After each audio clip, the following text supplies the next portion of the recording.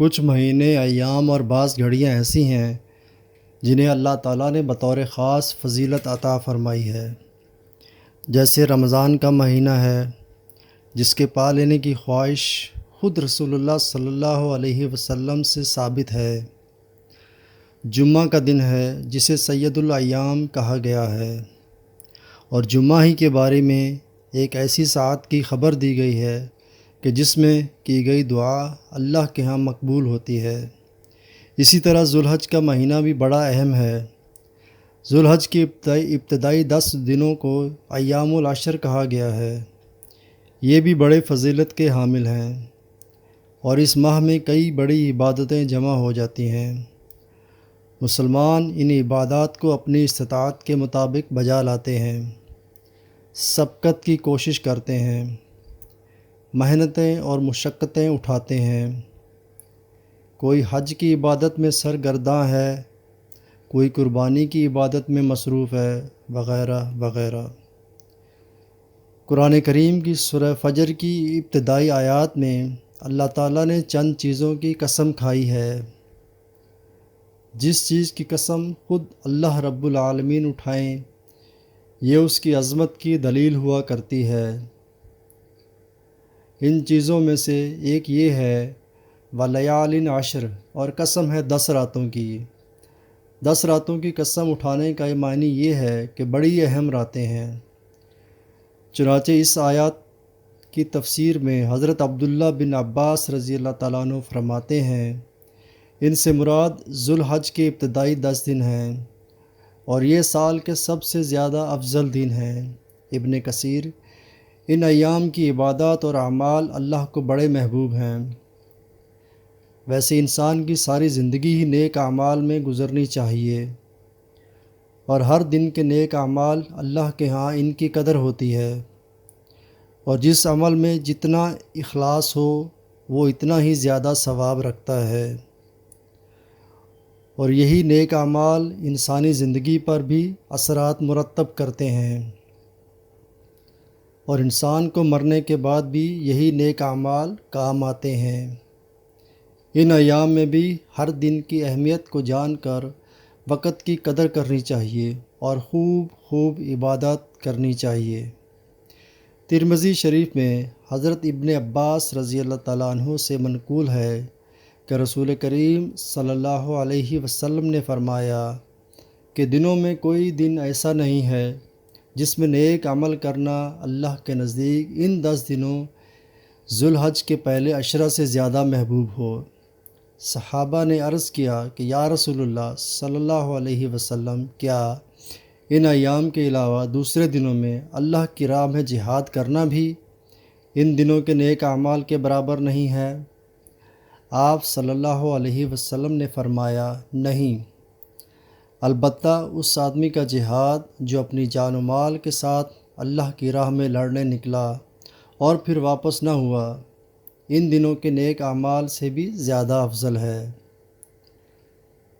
اس حدیث مبارکہ کا مطلب یہ ہے کہ اگر جہاد ایسا ہو جس میں مال و جان سب اللہ کی راہ میں قربان ہو جائے اور جہاد کرنے والا مرتبہ شہادت پا جائے، تو وہ جہاد البتہ اللہ کے نزدیک ان 10 دنوں کے نیک اعمال سے بھی زیادہ محبوب ہے، کیونکہ ثواب نفس کشی و مشقت کے بقدر ملتا ہے، اور ظاہر ہے کہ اللہ کی راہ میں اپنی جان اور اپنا مال قربان کر دینے سے زیادہ نفس کشی اور مشقت کیا ہو سکتی ہے۔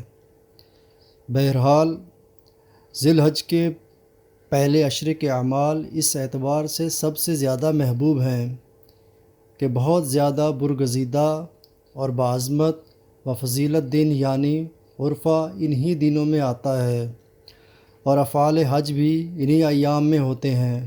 مظاہر حق سنن ابن ماجہ میں حضرت ابو ہریرہ حدیث نقل فرماتے ہیں کہ نبی کریم صلی اللہ علیہ وسلم نے فرمایا کہ ان ایام میں ایک دن کا روزہ اللہ کے ہاں ثواب میں 1 سال کے روزوں کے برابر ہے، اور ایک رات کی عبادت لیلۃ القدر کی عبادت کی طرح اجر و ثواب رکھتی ہے۔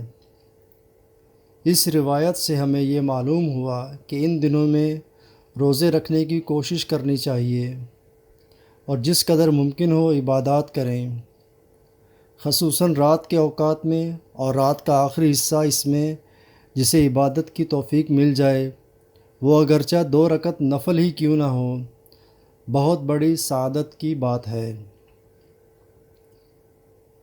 خود رسول کریم صلی اللہ علیہ وسلم کے بارے میں ازواج مطہرات نقل فرماتی ہیں کہ آپ 9 دنوں کے روزے رکھتے تھے، پھر ان دنوں میں 9 تاریخ وہ یوم عرفہ کہلاتی ہے۔ اس دن کا روزہ بطور خاص بڑی فضیلت کا حامل ہے۔ رات کی عبادات لیلۃ القدر کے برابر یعنی نوافل، تلاوت، ذکر و اذکار ہیں۔ انسان ان کا اہتمام کرے، ورنہ کم از کم فرائض اور سنتوں کا اہتمام اور گناہوں سے اپنے آپ کو بچائے۔ بعض روایات میں ہے کہ رسول اللہ صلی اللہ علیہ وسلم نے فرمایا، ان ایام میں کثرت سے لا الہ الا اللہ، اللہ اکبر کہا کرو، کیونکہ یہ ایام تہلیل، تکبیر اور اللہ کے ذکر کے ہیں۔ اور بعض روایات میں تحمید یعنی الحمدللہ کے پڑھنے کا بھی حکم آیا ہے۔ شعب الایمان مقصد یہ ہے کہ ان ایام میں ذکر کی کثرت کرنی چاہیے، چاہے یہ ذکر و اذکار ہوں، قرآن کی تلاوت ہو یا درود پاک کا پڑھنا ہو۔ ان ایام میں اگر کوئی آدمی باقی دنوں میں روزے کا اہتمام نہ بھی کر سکے تو کم از کم 9 ذوالحج کے روزے کا تو ضرور اہتمام ہونا چاہیے۔ ہمارے ہاں کے حساب سے جس دن ذوالحج کی 9 تاریخ ہو، عید سے ایک دن پہلے اس دن کا روزہ ضرور رکھا جائے۔ اس ایک روزے کی بھی مستقل فضیلت احادیث میں بیان کی گئی ہے۔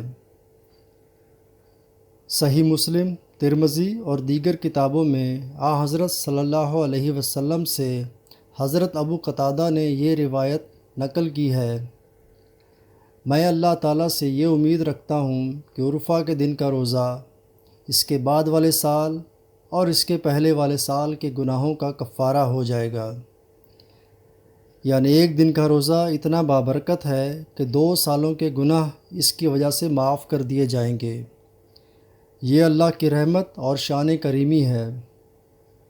اس بارے میں شک کی بجائے پختہ عزم اور یقین ہونا چاہیے۔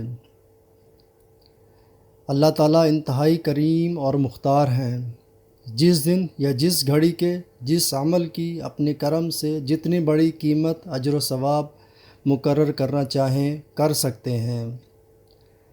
ذوالحج کے پہلے عشرے سے متعلق ایک ہدایت یہ بھی ہمیں دی گئی ہے کہ جو شخص قربانی کرتا ہو وہ ذوالحج کا چاند دیکھنے کے بعد حجاج قرآن سے مشابہت کے لیے ناخن اور بال کٹوانے سے احتراز کرے۔